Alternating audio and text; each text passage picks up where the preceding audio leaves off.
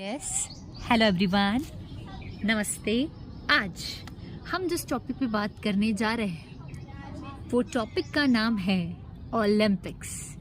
ठीक है, हम सभी को पता है कि अभी पेरिस ओलंपिक्स 2024 चल रहा है। ठीक है, मैं आप सभी को अपने ओपिनियंस जो मैं सीख रही हूँ इस ओलंपिक्स से वो मैं आप सभी के साथ शेयर करना चाहूँगी पूरे दिल से, और आप सभी को भी गाइड करना चाहूँगी इस राह में कि मैंने क्या सीखा। ठीक है, अब स्टार्ट करते हैं। हम सभी को पता है कि आज 8 अगस्त 2024 है, कल 7 अगस्त था, है ना। और कल हमने एक बहुत मशहूर ओलंपिक खेलने वाली एक लड़की जो भारत की थी उसका बहुत नाम सुना। आप लोग सब समझ ही गए होंगे अगर आप न्यूज़ वगैरह देखते हो। तो आई एम टॉकिंग अबाउट, मैं बात कर रही हूँ विनेश फोगाट मैम की। ठीक है, उनकी जो जर्नी है बहुत इंस्पिरेशनल है, मुझे बहुत इंस्पायर करती है वो जर्नी। जब मैंने देखी मुझे बहुत चीज़ें सीखने मिली, और इसलिए मैं मेरे अंदर था कि मुझे बतानी है कुछ भी करके ये बातें आपको, इसलिए मैं कर रही हूँ। सो स्टार्ट करते हैं। हम सभी ने देखा कल कि जो विनेश फोगाट मैम है वो लगभग 12 साल हो गए उनको ओलंपिक्स खेलते खेलते। अरे यार, मच्छर काट रहा है भाई। ओके, ठीक है, मैं गार्डन में बैठी हूँ ना, तो छोटे छोटे मच्छर भिनभिनाते हैं और वो काट सकते हैं। ठीक है, लेट्स एंजॉय इट ऑल्सो। सो मैं बोलूँगी कि विनेश फोगाट मैम ने 12 ईयर्स, 12 साल किसको बोलते हैं, उन्होंने 12 साल से वो कुश्ती के लिए जी जान लगा चुकी है। उन्होंने लगा रखा है जी जान। उन्होंने रियो ओलंपिक्स में खेला है, उन्होंने टोक्यो ओलंपिक्स खेला है, उन्होंने पेरिस ओलंपिक्स भी खेला है। हम सभी लोग उनको रियो ओलंपिक्स में इतना अच्छे से नहीं जानते थे, ना टोक्यो ओलंपिक्स में इतना अच्छे से जानते थे, ना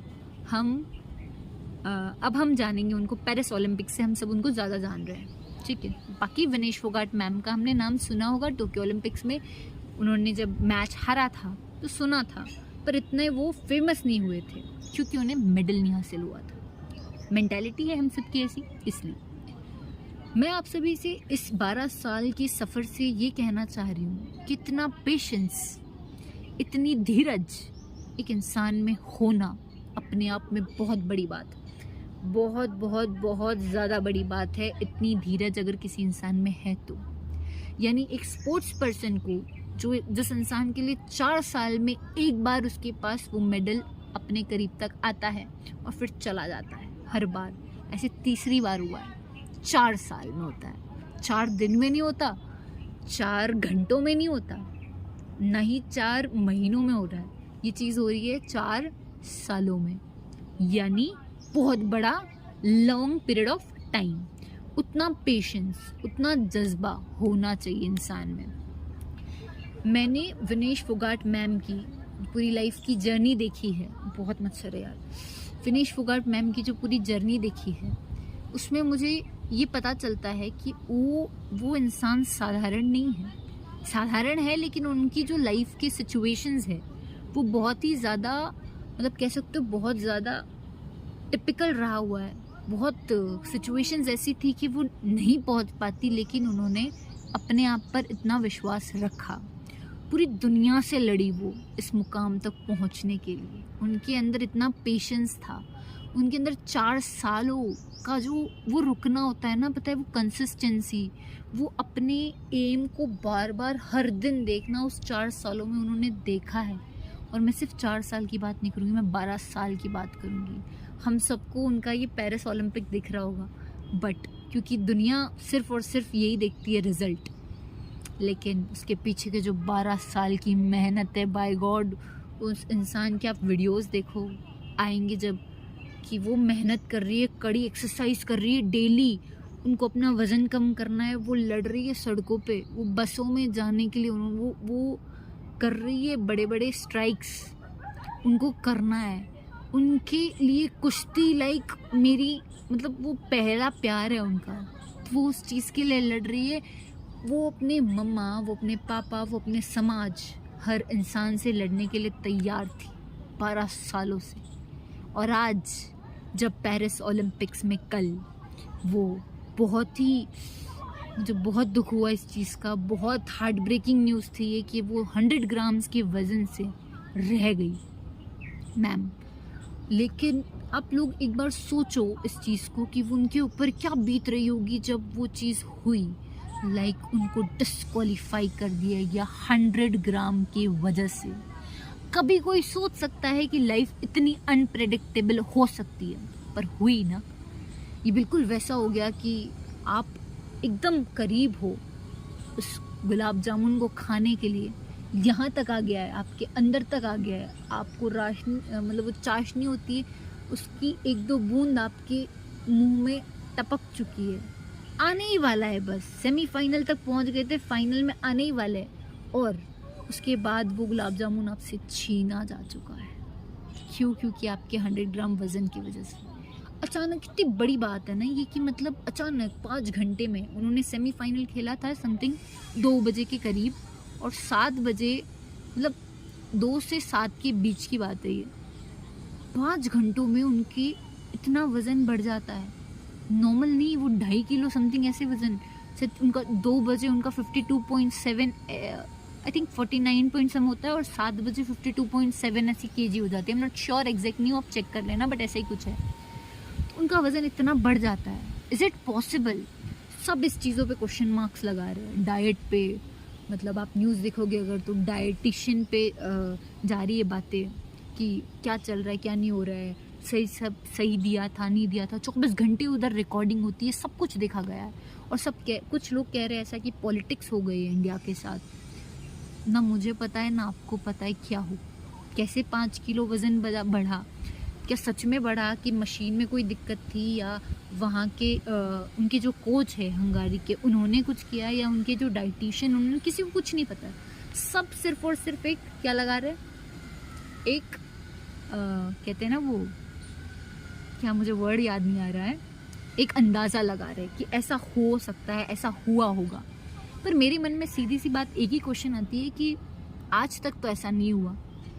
मे बी हो, मे बी नहीं हो, मुझे नहीं पता। मैं इस चीज़ में कुछ नहीं कहना चाहती कि मुझे कुछ नहीं पता, इसलिए मुझे नहीं बोलना। बट ठीक है, इतनी सिचुएशंस के बाद उस इंसान को मेडल नहीं मिला, चलो गोल्ड नहीं मिला, फिर उसके बाद उसे डिस्क्वालीफाई कर दिया, सिल्वर भी नहीं मिला। वो वहाँ तक पहुँचे हैं मैम, और उन्हें सिल्वर का भी हकदार नहीं माना जाता, क्योंकि ये रूल्स के खिलाफ है कि अगर कोई डिस्क्वालीफाई हुआ तो उन्हें नहीं मिलेगा।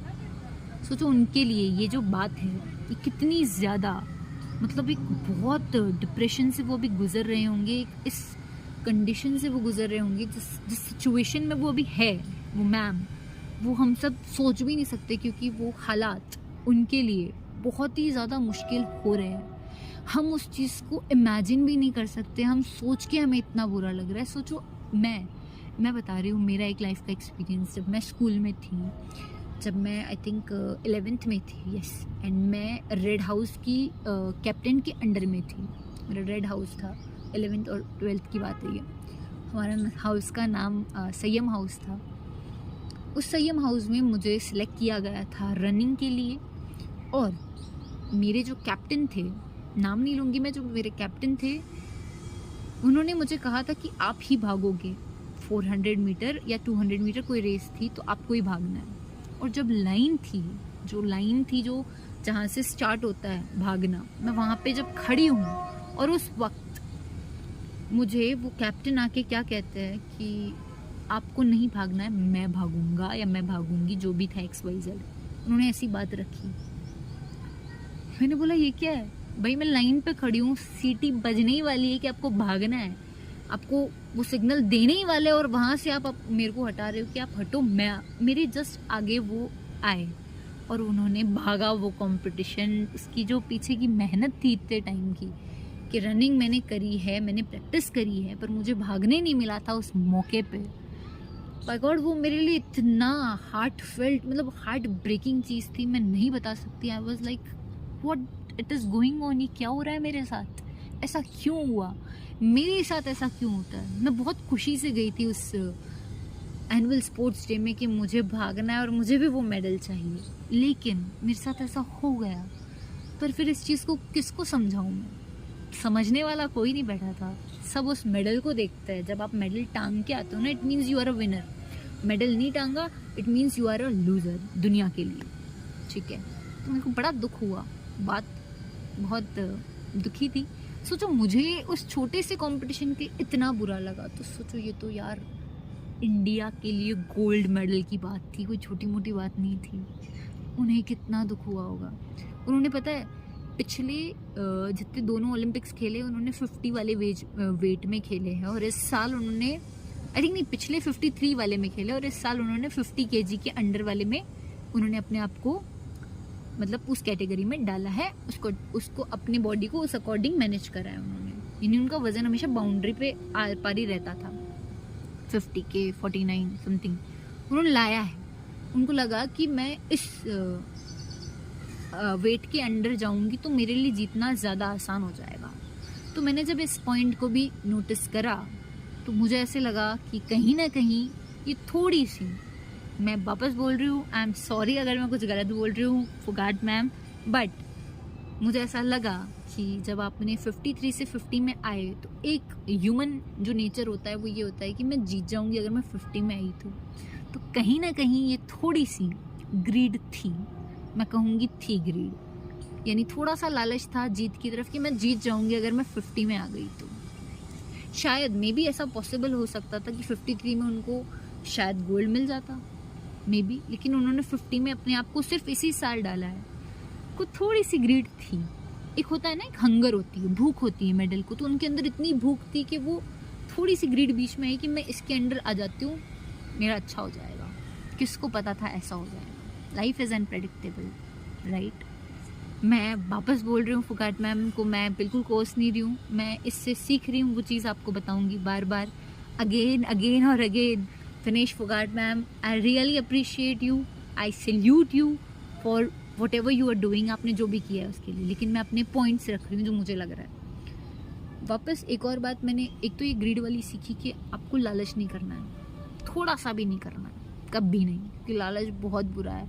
उन्होंने चाहा कि मैं 50 के अंडर में जाऊँगी और मैं जीत जाऊँगी, ठीक है, लेकिन किसी को पता नहीं था कि ऐसी सब सिचुएशंस क्रिएट हो जाएगी। उनका वज़न 49 ही था ना, उसके जस्ट बाउंड्री पे ही तो था, यानी उनका वज़न मतलब उन्होंने बाउंड्री तक सीमित कर रखा था। कम होता 45 48 समथिंग ऐसे होता तो बात अलग होती, बट 49 पॉइंट समथिंग ऐसे ही था उन्होंने जब खेला था सेमीफाइनल, ठीक है। तो मैं इससे ये चीज़ सीखती हूँ कि ग्रीड नहीं करनी, बिल्कुल नहीं करनी। और दूसरी जो मुझे एक और लगा, मैंने सुना है कि वो विनेश फोगाट जो मैम हैं, उन्होंने अपने जो मेडल्स हैं वो गंगा में बहाने का सोचा था उन्होंने। तो उन्हें पूरे देश ने उस वक्त भी ये कहा था कि ये मेडल है, बहुत कीमती चीज़ है, नहीं मिलती हर किसी को, और उन्होंने बहाने का वो जो मतलब मेडल्स है उन्होंने पानी में बहाने का सोचा था।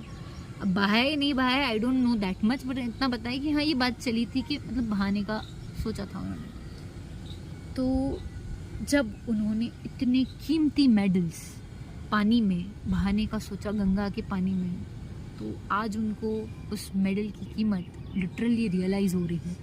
आज उन्हें सच में पता चल रहा है कि मेडल क्या होता है। मेडल यहाँ तक आया लेकिन गले में नहीं टंगा गया, ये उनके साथ हुआ है। और इससे ये जो चीज़ है, लेसन है कि कीमत, इंसान को कीमत पता चलती है जब उसके पास वो चीज़ नहीं होती है। जब उनको वो मेडल नहीं मिला ना, उनको जो भगवान ने जो चीज़ इसमें सीख दी है, उन्हें अल्लाह, खुदा, जीसस, भगवान जो बोलो, गॉड, जो सीख उनको मिली है इस चीज़ से कि मेडल इज़ इम्पोर्टेंट, कितना कीमती होता है, और उस मेडल को वो पानी में बहाने चले थे।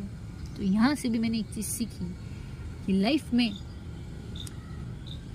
किसी भी चीज़ को यूँ नहीं गंवाना होता है, बहाना मतलब एक सीखा कि हल्के में नहीं लेना है किसी चीज़ को, ठीक है। तीसरी बात मैं आपको ये बताना चाहूँगी कि सब कह रहे कि उनकी किस्मत ख़राब थी, कि लास्ट मोमेंट पे आके शी वॉज डिस्क्वालीफाइड, वो डिस्क्वालीफाई हो, खेल से बिल्कुल बाहर हो गए। सब कह रहे कि एक डेस्टिनी की बात है, किस्मत की बात है। और मुझे ऐसा पर्सनली फील होता है, भले होगी डेस्टिनी की बात, होगी जो होना होगा, जो होना होगा वो तो होना ही है, चलो हो गया। लेकिन फिर भी मैं ये मानती हूँ कि मैं अपनी किस्मत खुद लिखती हूँ रोज़। मैं खुद लिखती हूँ अपनी किस्मत, कोई और नहीं। मुझे सब गलत ठहराएंगे इस वाक्य में, सब ये कहेंगे कि नहीं किस्मत का भी पॉइंट होता है। मैं मानती हूँ किस्मत का पॉइंट होता होगा, मुझे नहीं पता, मैंने जाके नहीं देखा है कि होता है नहीं होता है। पर मैं जो बिलीव करती हूँ वो ये है कि destiny matters, okay let it matters, if it doesn't matters let it don't matters. अगर वो मैटर करती तो भी ठीक है किस्मत, नहीं मैटर करती तो भी ठीक है मेरे लिए। लेकिन मेरे लिए क्या सबसे ज़्यादा मैटर करता है कि मैं, जो मुझे डेस्टिनी ने जो दिया है कि ये मुझसे नहीं, मेरे लिए नहीं लिखा है ये मेडल, या मेरे लिए ये चीज़ नहीं है, फॉर एग्जांपल ये तो मेडल था, मेरे लिए ये चीज़ नहीं है माना, तो मैं उस डेस्टिनी को भी हर हद तक क्रॉस करूँगी, अपनी हर 100% दूँगी। फिर देखो डेस्टिनी मुझे कैसे चांस नहीं देती है। मैं इस चीज़ में बिलीव करती हूँ, मैं वो इंसान हूँ। तो मैंने ये भी सीखा कि होती होगी डेस्टिनी में भी होती है। जैसे हमने वर्ल्ड कप से सीखा था कि सब जगह आ रहा था कि एवरी 19 नवंबर हैज़ अ, वो जो डेट थी 29 अगस्त समथिंग था, अगस्त नहीं, जुलाई था, 29 जुलाई अगस्त नहीं, 29 मई था शायद, समथिंग ऐसे ही था। तो मैंने ये हर जगह सुनी थी ये लाइन। तो मैं इसी चीज़ पे बिलीव करती हूँ कि यस, विनेश फोगाट मैम के लिए कुछ और बहुत बड़ा लिखा है, जो शायद हम सब नहीं देख पा रहे हैं पर मुझे दिख रहा है, और मुझे लगता है कि उन्हें भी कभी ना कभी दिखेगा। हम सबको नहीं दिख रहा है अभी, हम सब सोच रहे हैं कि नहीं यार यहाँ लूज़ हो गए। नहीं, गॉड जो है ना वो इतनी बड़ी परिस्थिति में आपको तभी डालते हैं, या तो उनको आपको कुछ सिखाना होता है, या तो आप उससे बड़े के लिए बने होते हो, इसीलिए वो आपको इतनी बड़ी मुसीबत देते हैं। ठीक है, तो मैं इस चीज़ में बिलीव करती हूँ, बाकी मुझे नहीं पता। तो उनके लिए शायद लाइफ में और भी बहुत कुछ बड़ा लिखा है। मुझे लगता है कि ये घटना जो उनके साथ हुई, मेडल नहीं मिलना, हम सभी को पता, तो इतना तो हम सबको आइडिया हो ही गया था कि वो रियल हकदार है मेडल के, गोल्ड मेडल के रियल दावेदार है, वो मेडल के हकदार है। ठीक है, उनकी छोटी सी ग्राम की वजह से वो नहीं पहुंच पाए, 100 ग्राम्स की वजह से, वो बात अलग है। लेकिन हमारे दिल में हम 145 करोड़ के जो लोग हैं, 145 करोड़ हिंदुस्तानी हैं, उन सभी का दिल जीता है उन मैम ने। वापस सल्यूट टू दैट मैम। उन्होंने बहुत स्ट्रगल किया है अपनी लाइफ में, और वो किसी मेडल से बहुत बड़ा है मेरे लिए। ठीक है, आप मेडल नहीं ला पाए, आपको दुख होगा, आप जिसके लिए मेहनत कर रहे हो वो चीज़ नहीं मिलेगी आपको देश में वो चीज़ें नवाजा नहीं जाएगा, आपको इतना अच्छा वेलकम नहीं दिया जाएगा। ठीक है, पर हम सभी के दिल में आप लिटरली एक चैम्पियन, बहुत बड़ी चैम्पियन। इतना कुछ होने के बाद भी उन्होंने अपने आप को डटे रखा, बहुत बड़ी बात। उनका शायद कल एक ट्वीट आया था, ऐसा मैंने पढ़ा है, मुझे पता नहीं आया नहीं आया, मैं ट्विटर नहीं यूज़ करती, बट मैंने देखा था टेलीग्राम पे आई थिंक, कि उनका एक ट्वीट आया है। मेरी फ्रेंड ने बताया था मुझे सुबह सुबह कि एक ट्वीट आया है उनका, कि उन्होंने ऐसे लिखा था उस ट्वीट में कि मैं कुश्ती से हार गई, समथिंग ऐसा कुछ लाइन लिखा था, अपनी मम्मी को याद करते हुए, कि मैं कुश्ती से हार गई, अब मैं अलविदा कहती हूँ 2024 में कुश्ती को, तो मैं वापस कहूँगी कि no ma'am, this was not your last point, आपको 2028 में फिर से आना है और आकर भरपूर मेडल जीतने हैं। दुनिया सिर्फ मेडल देखेगी, लेकिन हमें आपके स्ट्रगल्स दिख रहे हैं, 12 साल की जो मेहनत है, जो पेशेंस है, जो डिटर्मिनेशन है, वो सब कुछ दिख रहा है। आपको ये डिसीजन वापस लेके 2028 के लिए आपको वापस आना चाहिए, एक बड़ी मिसाइल बनके। आपके ऊपर मुझे ऐसा फील होता है कि आने वाले टाइम में एक बॉलीवुड मूवी कंफर्म बनेगी, और आप हम गर्ल्स के लिए बहुत बड़े, गर्ल्स बॉयज़ सबके लिए बहुत बड़े इंस्पिरेशन रह चुके हो। हमने ये सीखा कि हालात कैसे भी हो उससे लड़ना आना चाहिए, अपने पैशन के लिए, अपनी जो आपका एम है उसके लिए आपको अपना 100% कैसे देते हैं, हर मुमकिन प्रयास करना आना चाहिए। मैंने ये सीखा। और एक बात मैं कहना चाहूँगी कि जैसे एक ओलंपिक्स गेम है, जो ओलंपिक्स है, उसमें मैं आपको ये कहना चाहूँगी कि हर विनर और हर लूज़र वहाँ तक पहुँचा तो हर विनर और हर लूज़र है। यानी चाहे वो टोक्यो ओलंपिक्स हो, चाहे वो रियो ओलंपिक्स हो, चाहे वो पेरिस ओलंपिक्स हो, चाहे उसमें विनर मानू भाकर मैम हो, चाहे नीरज चोपड़ा सर हो, चाहे विनेश फोगाट मैम हो, या चाहे ऐसे कुछ लोग हो जो जीते नहीं हैं, सभी उस रेस तक पहुँचे तो है, उस मुकाम तक पहुँचे हैं। उन्होंने कितनी मेहनत की होगी ये हम सबको क्यों नहीं दिखता है। हम सब हमेशा एक विनर को जो गोल्ड मेडल लेके आएगा ना, उसको बहुत अलग तरीके से देखा जाता है, और जो विनर नहीं है, जो वहाँ तक पहुँच के ना उसे ब्रॉन्ज मिला, ना सिल्वर मिला, ना गोल्ड मिला, लेकिन वो वहाँ तक पहुँचा है आपके देश के लिए, वो कितनी बड़ी बात है। तो निराशा दुनिया जो है वो इसी चीज़ को देखेगी हमेशा कि एंड रिजल्ट क्या है, आउटकम क्या है इसका। लेकिन हम सभी को सीखना चाहिए कि उसके पीछे कितने एफर्ट्स है उस इंसान के, जो इंडिया के इस लेवल तक पहुंचा है। हमें उसे उम्मीद देनी चाहिए कि आप अगली बार फिर से आओगे और बहुत खतरनाक तरीके से जीतोगे। मैं ये विनेश फोगाट मैम के लिए नहीं कह रही हूँ, मैं ये हर उस ओलंपिक खेलने वाले खिलाड़ी को कह रही हूँ जो हारा है, लेकिन बस एक कदम दूर है अपनी मंजिल से, उसे वापस आना होगा। मैं आपको भी एज अ विनर देखती हूँ, जो लूज़ करे हैं उनको भी एज अ विनर देखती हूँ, और ये देश उसी को नवाजेगा, उसी को चर्चा करेगा जो जीतेगा। पर मेरे लिए जीत वो है कि अगर आज आप हार रहे हो एक स्टेप से और कल आपने वो एक कदम आगे बढ़ाया, तो आप वैसे ही जीत चुके हो अपने आप में।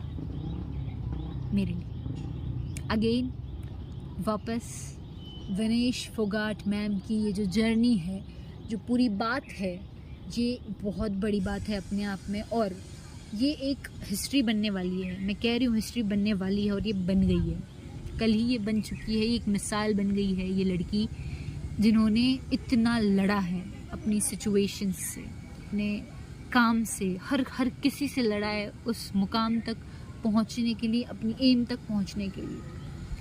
अगेन मैंने जो 4-5 पॉइंट्स बताए, जो मैंने सीखा, मैं वापस सम अप करूँगी। पहला, ग्रीड नहीं रखनी है। दूसरा, पेशेंस, धीरज, डिटर्मिनेशन मैटर करता है, कंसिस्टेंस मैटर करता है। तीसरा, कि आपको हर उस चीज़ की कीमत पता होनी चाहिए जो आपको भगवान ने, खुदा ने, अल्लाह ने, गॉड ने, जीसस ने दी है, उसकी कीमत आपको करनी आनी चाहिए। इससे ये सीखा मैंने। चौथा, मैंने ये सीखा कि हालात कैसे भी हो, मुझे लड़ना आना चाहिए, मेरे पास बहाने नहीं होने चाहिए। मेरे को करना है तो करना है, किसी भी कीमत में करना है। मेरे पास 24 घंटे है और मुझे करना है। पांचवी ये चीज़ सीखी मैंने कि अपने लिए करना है, अपने देश के लिए करना है, अपने भारत के लिए करना है, जो भी करना है। बाकी किसी से कोई मतलब नहीं है मतलब ठीक है, बोलने वाले सब बोलेंगे, अच्छे लोग बुरे लोग सब तरह के मिलेंगे, बट मेन चीज़ यही है कि विनेश फोगाट मैम ने 145 करोड़ हिंदुस्तानियों का दिल जीता है, और वो किसी मेडल से कम नहीं है मेरे मानने में। सम अप करती हूँ, ये जो 4-5 चीज़ें सीखी है, ये अपने लाइफ में हमेशा याद रखूँगी मैं, और मैं चाहती हूँ कि आप सब भी अगर इस वीडियो से इतना सा भी, थोड़ा सा भी कुछ सीख सको तो कमेंट करना। अगर सीखा हो, नहीं सीखा हो तो मैं कोशिश करूँगी आप मेरी और ऐसी बातों से आपको सिखाने की। अगर सीखना हो तो वेलकम, नहीं सीखना हो तो ठीक है। हर इंसान को आजकल सब कुछ पता है, वैसे देखा जाए तो कोई बात किसी की सुनना नहीं चाहता है, सीखना कोई नहीं चाहता है, तो इसलिए मैं वेलकम करूँगी जिसको आना है, जिसको नहीं आना है इट्स टोटली ओके। अब मैं अगर हर चीज़ को देखती हूँ, विनेश फोगाट मैम की हिस्ट्री जो हमने देखी, उन्होंने जितनी तपस्या करी, रियो ओलंपिक्स में वो हारे थे, टोक्यो ओलंपिक्स में वो हारे थे, उनके आंसू दिखे थे हमें उस वक्त भी, और उनके पापा का बयान अभी तक कुछ आया नहीं है, ना उनके मम्मा का कोई बयान आया है, ना उनका कोई सच कोई आया है पॉलिटिक्स के बारे में। तो मुझे नहीं पता इन चीज़ों के बारे में, बट अगेन वही 4 चीज़ें याद रखना। ग्रीड नहीं करनी है, हंगर होनी चाहिए पर ग्रीड नहीं, भूख होनी चाहिए किसी चीज़ की पर लालच नहीं। दूसरा, कि आपको आपकी चीज़ों की अहमियत पता होनी चाहिए।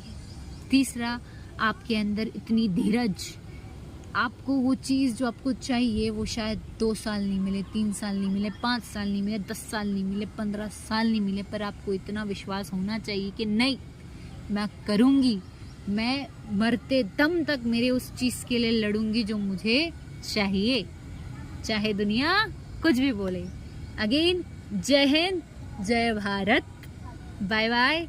और इस ओलंपिक्स की जर्नी से और भी हम बहुत सारी चीज़ें सीखेंगे। दुनिया किसको देखती है? मेडल को, लेकिन हमें देखना सीखना है एफर्ट्स को। जय हिंद, जय भारत, बाय बाय।